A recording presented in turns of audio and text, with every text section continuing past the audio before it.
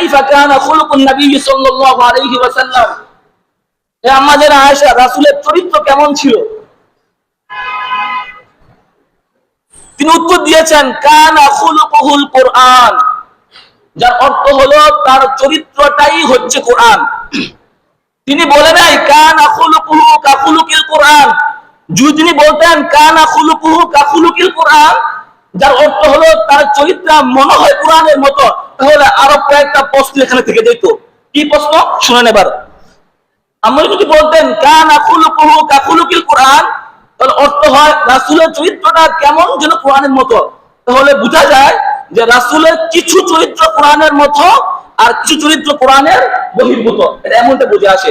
For example ধরেন, যদি আমি বলি যে যাইদুন কাল আসাদ,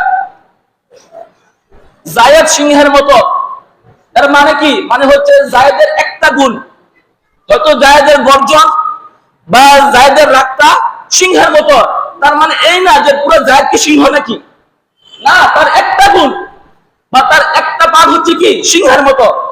যদি বলে যে ওই ব্যক্তির বয়ানটা, তেজস্বী বয়ানটা বাঘের মতো, তার মানে কি তার একটা গুণ বাঘের মতো আর বাকি সব গুণ কি তার নিজের মতো।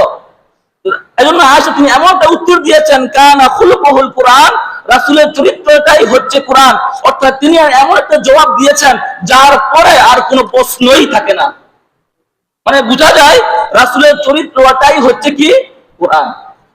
এজন্য বলি যে আল্লাহ তাআলা পৃথিবীর মধ্যে দুইটা কোরআন পাঠিয়েছেন, একটা থিওরিক্যাল আর একটা প্র্যাকটিক্যাল। আমাদের সামনে যেটা আছে 30 পারা 114 সূরা প্রিন্ট করা, এটা হচ্ছে থিওরিক্যাল কোরআন। আর প্র্যাকটিক্যাল কোরআন কোনটা? আল্লাহর হাবিব আকে নামদে তাজে মদিনা, রাসূল আরবি আকে মাদানী, জনাবে মুহাম্মদ রাসূলুল্লাহ সাল্লাল্লাহু আলাইহি ওয়াসাল্লাম হচ্ছেন প্র্যাকটিক্যাল কোরআন। তাহলে বুঝা